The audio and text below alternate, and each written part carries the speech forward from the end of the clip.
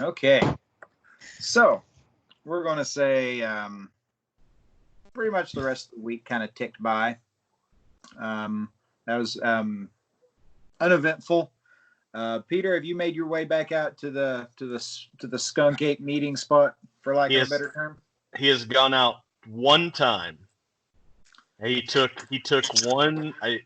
I don't know how much you're going to allow me to do this without rolling, but I guess just tell me to roll when you need me to. Sure. He went out to set up one thermal camera to see if he could get any heat signature pictures. And he went out, while he was out there, he went out to test for any magnetism or anything, like even radiation. Mm-hmm. Like he took scanners for that to see what he could pick up. You know what? I'll say we'll do a roll on that. We'll do good old fashioned intelligence and we'll do wits on this case. Wits and investigation. Okay. And then he met one of those hoop snakes, and they fell madly in love. Oh my! His name is Euricio, and we're together. You have two small dogs now. Oh my gosh! That mean fur baby. It hooped itself around your heart. That is no successes. Okay. Would you like to have retroactively spent some willpower? Oh. Okay, that's fine. If it didn't succeed, it didn't succeed. Okay, yeah, that's fine. Yeah, nothing. Would you like to take a dramatic failure?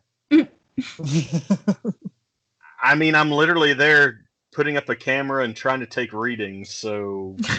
Gonna turn it into some Final Destination shit over there. Yeah, it's one of those things, like, how bad could it be? But then also, like, Chase could make it as bad as he wants it to be, so is it worth it? Here's the thing, dramatic failure does not always mean you lose an R. It could just mean, like, you guys not always, but sometimes. I mean, yeah, Take it. We'll make it dramatic. Okay, you take a beat. Hold on a second, let me write a note.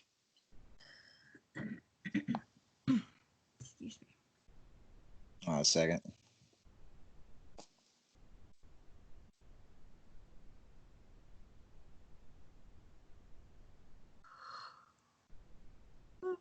Excuse me.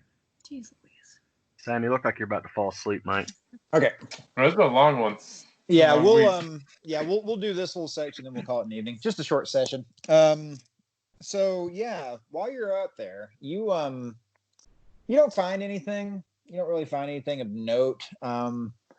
There is no distortion on any of the feed. No distortion at all, which you're just going to say that it just kind of comes across like, the skunk apes, hoop snakes, pterodactyls, what have you. They weren't there through the week. However, the weekend is here. Due to flyers you've seen around town and stuff, the service, it's basically going to they got all the right permits and everything, and it's basically going to take place every single weekend for the rest of the month. So 4 weekends in a row of good old fashioned religion. But yeah, what I'm wondering is since it's going to be in the evenings, the tent revivals. Are you guys wanting to camp out and see if you guys find anything through the day, or is this going to be one of those things? You're just going to, the first day you're going to be just, seeing what's going on at the tent revival. So let me just make sure I understand the setup for the tent revival. So they're going and setting up camp and everything every weekend, staying the entire weekend, then going back to their daily. The thing is where it is, it's essentially like unoccupied. Like but you can get permits and stuff. Pretty much, yeah. It's really close to where you guys saw the deer man. So like it's fairly close enough to society. Like this little spot that they've got, it wasn't as far off on that little meadow that you guys found them at. But like, yeah, I mean they got the permits. It's just they're basically it's gonna stay up. There's like there's like that big trailer that you guys saw, It's clearly something that someone's going to live in. You assume maybe this Pastor Freddy guy. Okay. I mean, in Peter's current mindset, he wants to maybe focus more on the skunk ape kind of meadow and everything, but he's willing to go. If y'all want to go he'll go with y'all like once to a revival, just see if his eye can notice any tricks or because what Jeb wants to do, what I want to do is I want to hit up, our boy Rat Daniel, and be like, you know what? I want to basically, call Rat essentially. Okay, so you call and picks up and he goes, he goes, hi, this is Daniel. How may I help you? Jeb pauses for a second, collects himself, because it was very weird for him. It was Daniel. I really appreciate you coming by the other day, and I was kind of giving some thought about, you mentioned in your church, and you're having that revival out in the woods, and I don't know if I totally buy into the religion yet, but it sounds interesting. I'm always up to go camping with some good folks, so I was wondering if I could swing by and maybe spend a night out there with y'all. The next whatever day it is, Saturday, that y'all go out.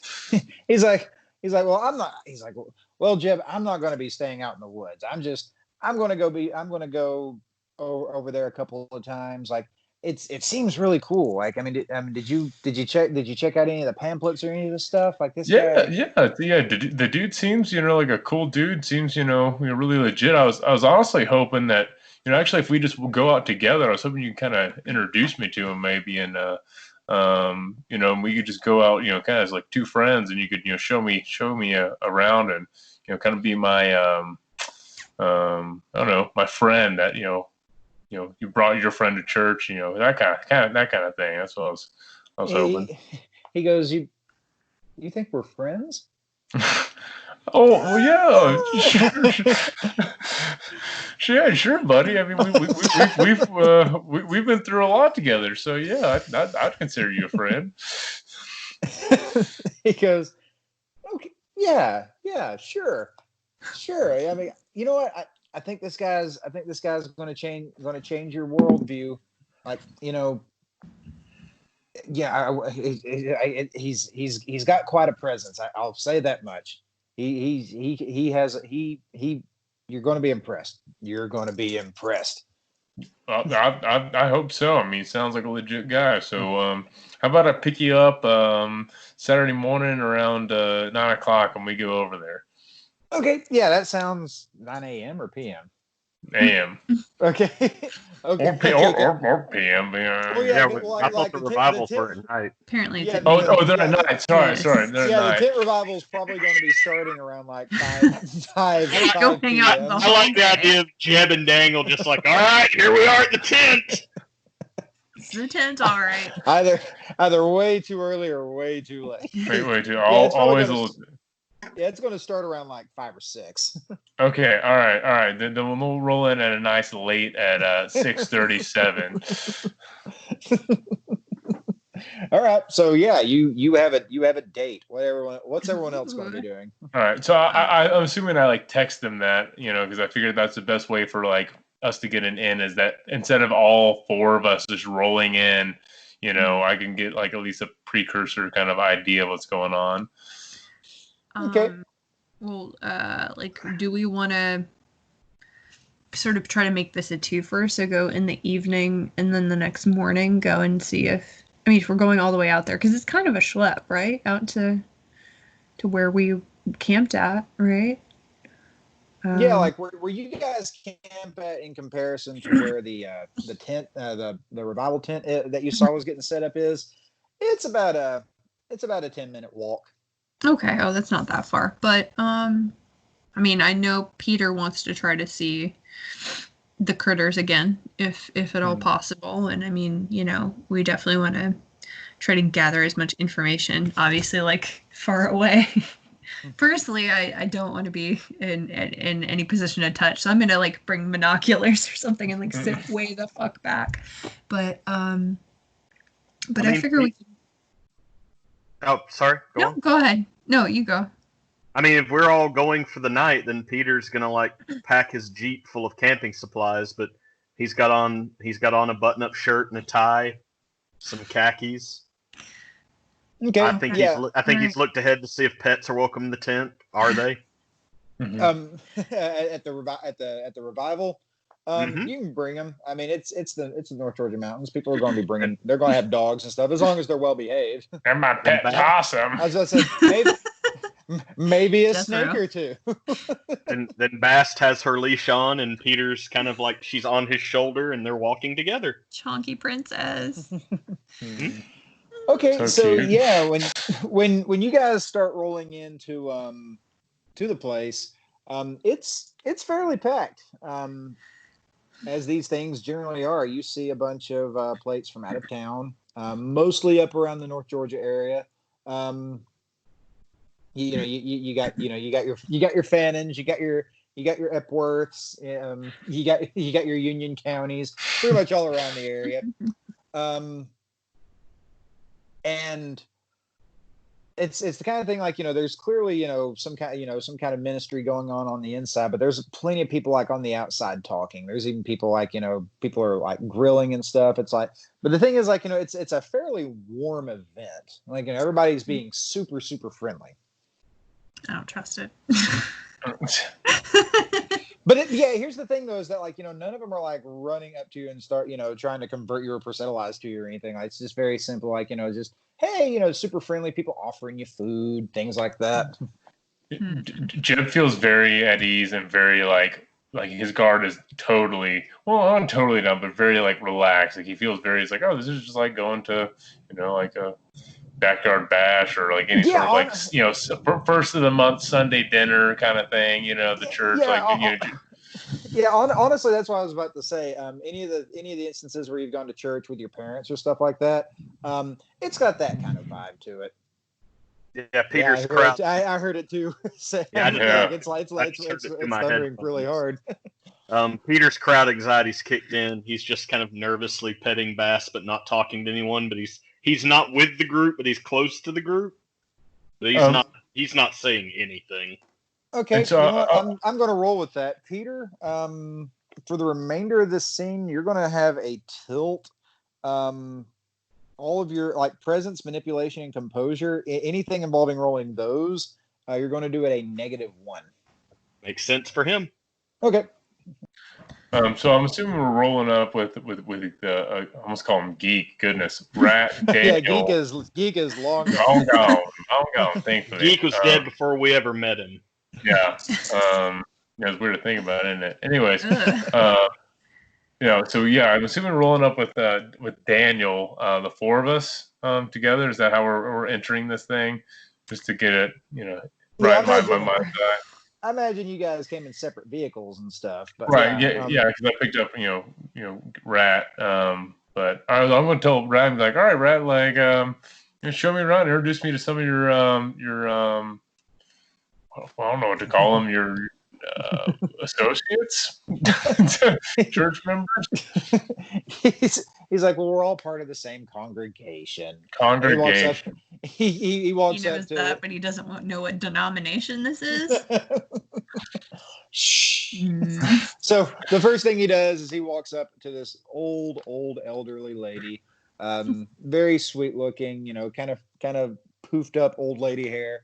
And he goes, Agnes, it is so good to see you. And she goes, hello, Daniel, it's good to see you too. And they hug and kiss each other on the cheek. And he goes, Agnes, this is my good friend Jeb.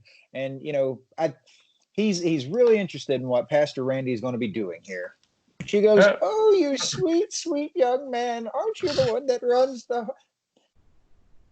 Starts looking at you with her eyes. She's like, aren't you the one that runs the hardware store? Yes, Miss Agnes, I am the one that runs the hardware store. O'Neill's. I'm Jeb O'Neill, so it's a pleasure to meet you. She's like, your father has a tight little butt. That's what my mother always says. She's like, in a spitting image of him. Yes, you are. And she starts like pinching your cheeks. Is she gonna look at that ass? Yeah. Jim Turley goes, does that mean I have a tight butt? She doesn't say it one way or the other.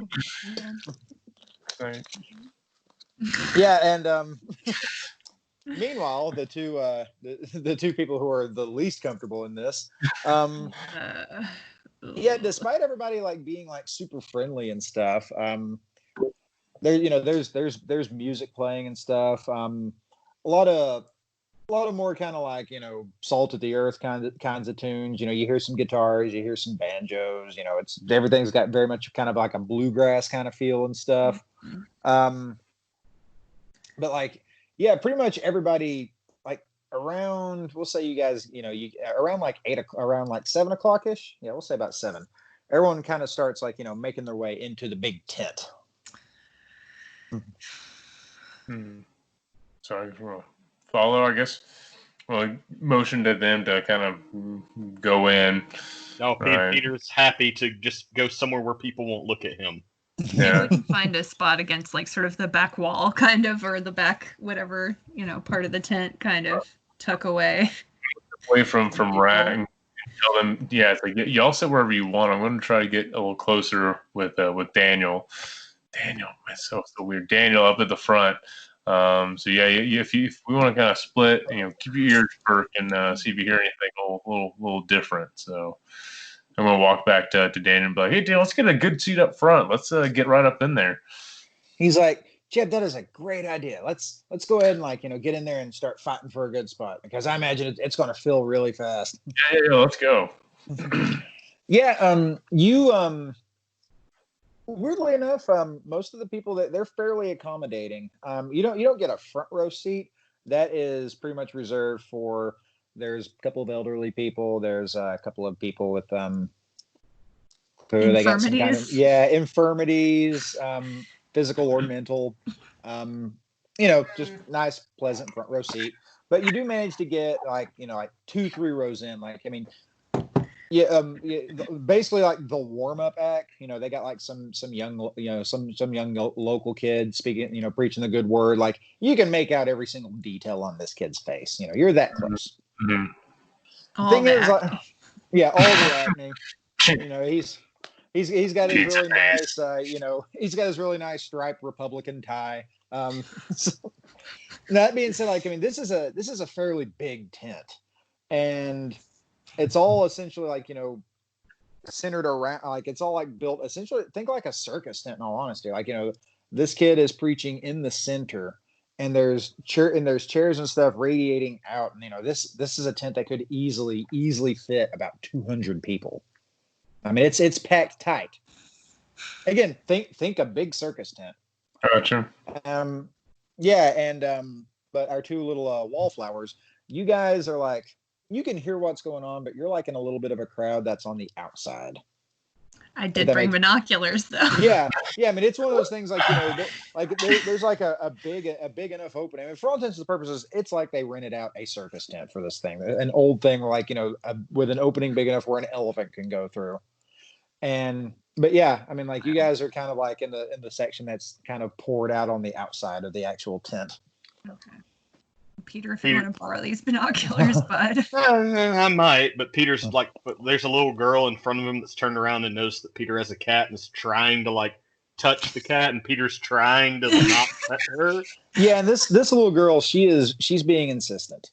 Oh no, yeah, Peter's just kind of without saying, just no, he's got Bast in his arm, but kind of moving her away. Yeah, and I mean, her parents aren't really noticing what she's doing. You're assuming those are her parents that she's holding on to. I'm gonna give the girl kind of just a glare a little bit. Just try to maybe intimidate her a tiny bit and be like, roll manipulation and intimidation. Beryl intimidating a 6-year-old. I'm gonna protect the beautiful and perfect Bast. You little shit. I was just trying to what? Yeah, -1. Manipulation and intimidation -1. Intimidation. Okay. Because that girl's seen some shit. She's tough. I'm justifying is that she really wants that cat. Well, I was apparently not intimidating at all. That's sweet. She pretty much ignores you, and her hand makes just immediately grabs Bast's tail and gives it a yank. And Bast immediately goes in the fucking panic cat mode. Yeah. Yeah, she's clawing. She's trying to get the fuck away. Pete, what do we do? Sweetie, now, okay. Like Peter's just taking it. He's just all the clawing and everything. Now it's okay, sweetie. The little girl's just going, Kitty. Peter just stands up and walks away with Bass. Well, Beryl, you are now alone. So after this young little firebrand gets done with his little spiel about the goodness of the Lord, the whole tent goes completely quiet.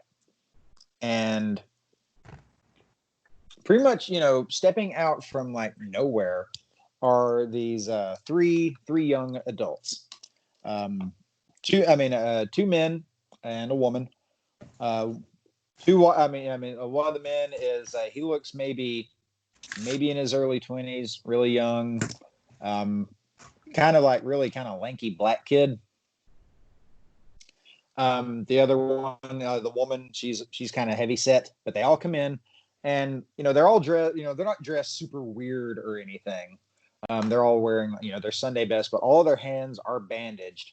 And Jeb, you notice that their hands, like, they're soaked through with something crimson. And following them is quite a mountain of a man. Guy from the pamphlets, Pastor Freddie Thomas. He is easily 7 feet tall. This guy is huge. Holy shit. Yeah, he's a tall boy. But but the thing is, like, he very much looks his age, but it's just like, at the same time, he doesn't come across as frail at all. Like, he looks just really solidly built, but smiling, beaming even. And he's got the same deal where his hands are completely wrapped. Also crimson. That you can't really see. Like, I mean, there's nothing really showing. And when he gets to the center, just completely dead quiet. He just kind of looks around, and he's smiling and he's nodding, and he's like, "It's always good to see some good, honest to goodness Christians out in the world again." And everyone just starts cheering, and they love it. he's very much playing up the whole, like, Christians, even modern days, are persecuted, but it's nothing. The thing is, like, it's not necessarily vicious. It's not the kind of, like, we need to get back at him. His is a message of, but we need to bring people to the light of Christ. And and only through the light of Christ can we change people. And at one point, he looks at one of the people on the front row, one of the infirm, an older woman, like, you can't quite tell. You want to say possible cerebral palsy, like she's not being able to hold still. And he unwraps his hands, and you don't see blood like you were seeing soaking through the others, but it is very much like it's hard to describe. It's red, but it's not like leaking or anything like that. Just two red dots that pretty much take up the entirety of his palm. Mm-hmm. And the thing is, like, it's matching on the back too. But it's not a hole like you would think, like the wounds of Christ. Right. And it's not a liquid, and it's not like a tattoo or some kind of, like, drawn on mark. And he touches the woman, and you see her, like, she starts to cry a little bit, just really quiet, and, like, her erratic moving just stops. Holy shit. Yeah. And he looks at the crowd, and he says, miracles do exist, even in the modern age. All you have to do is believe. And he walks out, and after about a minute of silence, everyone kind of starts to murmur and get up. And at which point, Rat looks at you and he says, I think that's it. I think he's done for the day. Oh, that was amazing, wasn't it? That was amazing. Have you ever met him before, Daniel? Last Sunday. I was there the previous Wednesday, on a Wednesday night sermon, and they told me, "Hey, come back. We got this guy," and he didn't do any of that stuff. He just, he pretty much the same stuff. We all just got to love each other. Great. You want to go meet him in person right now? And Jeb starts walking, trying to go whatever door or area that the guy walked out of. Jeb starts walking towards. Okay. Roll. We will say wits and basically trying to find the thing that would be ideal for picking him out of a crowd. I mean, it's not hard. He's 7 foot tall, right? That's the thing. He seems like a noticeable figure. Yeah, that's the thing. But then again, just inside the tent had at the bare minimum 200 people. Right. Investigation. And the thing is, this is like a minute after he stepped out too. Yeah, roll. You know what? We'll say socialize. You'll ask people, where if they seen where he stepped or anything like that. Okay. Yeah, we'll say it a +1 though, because he's a big old boy. All right, 4 dice. Did I get it? 2 successes. Right. Okay, yeah. Pretty much everyone points you in the same direction. At the trailer. Fairly big trailer. It's more or less like more RV than trailer though, if that makes sense. Yep. Yeah. But a Winnie, but not as kind of trashy implications. Gotcha. Yeah. So Jeb, I'm guessing Rat's following. We're coming with. I'm gonna go to the trailer and knock on the front door. Okay. By the way, is Beryl or Peter with you through any of this? I mean, I was trying to follow him quickly. Yeah, you just kind of bolted. So yeah, Peter would be able to get through. Peter's got his own thing to deal with. He's probably not part of this. Okay. Right. So yeah, you get to the trailer, and you said you knock on the door. Mm-hmm. Okay, you knock on the door, and the really scrawny black guy, he opens up the door and he's like, "Can I help you?"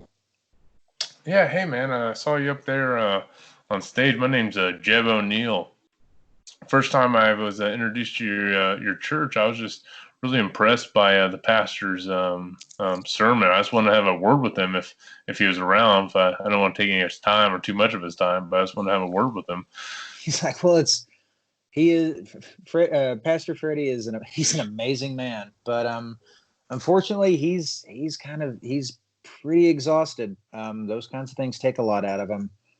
Tell you what though, if you want to come by tomorrow night, or we're here for the rest of the month. If you want to swing in, I'm sure if you manage to catch him maybe earlier on in the day, I'm sure he'd be more than happy to talk to you. You said your name's Jeb again? Yeah, my name's Jeb O'Neill. I own the hardware store down in town. So we got a local. We brought in a local mover and shaker. Oh, so don't flatter me too much, but yeah, I am a bit of a figure in the community. I've seen a lot of my customers here, so I figured I'd come see what this is all about. So, what's your name, by the way? Hi, my name's Jamil Michaels. Jamil Michael. Well, it's great to meet you, Jamil. What time would be, you think, a good time to come by? Maybe tomorrow or next weekend early, so I can get a word with the pastor. Well, as you probably saw, the party kind of kicks off early. But if you wanted to talk to him, I'd probably be here around 4 or 5 in the afternoon. That's probably the best time to meet up with him. Okay, perfect. I mean, honestly, he's like, I'm just going to shoot straight with you. He might be seeing some other people. A lot of people come for his help and his aid. But I mean, if you're looking for the light, I'm sure he'd be willing to at least point you in the right direction.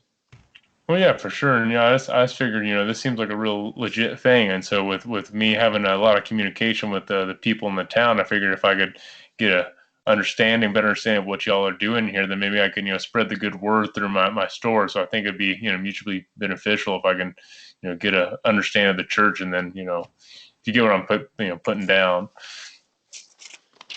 might be good for all of us to grow the congregation.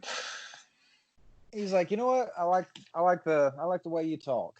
Yeah, come on by. I'll talk to Pastor Freddie, and we'll see if we can try and work something. If you want to come by tomorrow night, that would probably be for the best. Tomorrow night it is. It was nice to meet you, Jamil. And Jeb goes to shake his hand. Yeah, and at which point, like, you can tell this probably isn't the first time someone's tried to shake his hand. He like immediately just kind of like, you can tell it kind of makes him a little uncomfortable. Like, he's not like insulted or anything, but it's just like, he's like, it's almost like he assumes maybe you maybe you don't know or anything. He's just like, it might not be for the best. Oh, I'm sorry. I didn't realize, I'm just an old school dude. I always just, end everything with a handshake. I didn't mean to offend or anything, He goes, oh no, none taken. Just, it's something that it's just something that just kind of acts up. And once it starts, it's not going to stop for a little bit. Gotcha. Once it starts. He goes, well, the signs of the cross. And he just almost kind of casually holds his hand up, and it's still bandaged, but it's the cloth that's wrapped around it is completely red and wet, moist. Oh, okay, yeah. I hadn't seen that before. It must be something, I'm not always in tune to things like that. Yeah, I totally understand. Well, it was a pleasure, Jamal. He just kind of chuckles. He's like, I kind of figured up here in the mountains, you guys would have heard of things like, speaking in tongues and stigmata and stuff like that. Well, sometimes, but, I'm not the most in touch man, but, that's why this is also exciting and new for me. He goes, what? He goes, well, Jeb, I hope we can make you see the light. Well, I hope we see you again tomorrow. Take care now. He goes, you too. All right. So I'm assuming, at which point, Rat, he's just like, man, was that not amazing? Yeah, Rat, that was, I'm sorry, Daniel, that was something, buddy. Yeah, that was really something. I'm going to meet up with our two friends now and kind of let them know that, what we saw, because I don't know if they got to see that. He goes, of course. Yeah, you do that. Maybe not tomorrow, but you know what? You need to, maybe you should come to church with me in a couple of days. Maybe next week. How's that sound? Yeah, man. Yeah, hit me up. You got my number, so just let me know. He goes, great. He's like, today was nice, Jeb. It was really, really nice. Certainly beats the pants off of dealing with giant rat monsters, right? Yeah, definitely was better than last time we hung out. At which point, someone walks by and they just kind of cock their head at giant rat monsters. Yeah, and as we're walking away, they hear me say, "Yeah, and taking that drug where I couldn't stop dancing uncontrollably. You were there, remember?" Says that intentionally a little loud. Yeah. Right, I want to meet up and go talk to the other two. Yeah, Peter and Beryl. I'll try to find them. Peter is outside the tent. He has Bass kind of like in a rocking cradle motion. You just hear him saying like, "Look, there's the moon, and you're a star." And when he says "star," he like tickles Bass' belly and kisses her head. Do I also notice the claw marks all over him, though? Oh yeah, no, Peter got it bad. He Go to Peter, put an arm or a hand on his shoulder, like, Peter, what the hell happened? This was a poor choice to bring my cat. You see off in the distance that same little girl like looking through the crowd. That little girl better not. Jeb's going to pat, Bass, and then they're going to scratch her tummy, be like, I don't think it was a bad idea to bring her. Never a bad idea. Like the angel. I caught maybe half of that. I don't know what to make of it, Jeb. Yeah, I got a close. And is Beryl with us? I would have tried to find Peter to check on Bass. Yeah, and Peter's wounds. I got real close. So you didn't miss much as far as the talking. You just kind of said some generic stuff about Christ and seeing the light and stuff.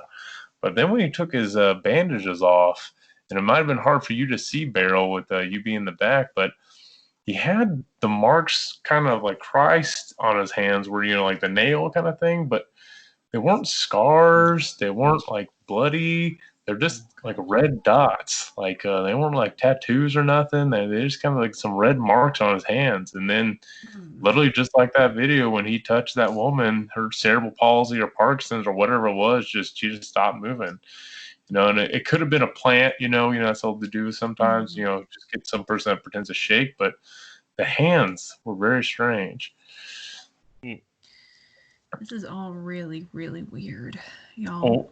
Well, here's where it gets weirder. So, I dipped out real quick trying to, maybe talk to the pastor. Me and Rat went to try to track him down.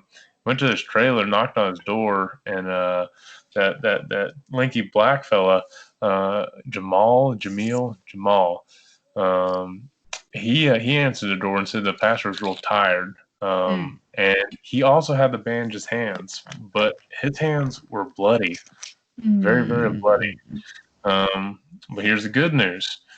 I got a meeting with the pastor tomorrow night. Yeah, he said that I could maybe meet up with him tomorrow night. So that's a lead. Oh, you really want to be alone with this giant man with like weird hands? No. Okay. Jeb, if I may ask, you didn't offer anything, did you? Because the last time you tried to offer something to someone that you couldn't deliver, it did not end well for you. Jeb looks hurt at the thought of Beryl getting just destroyed.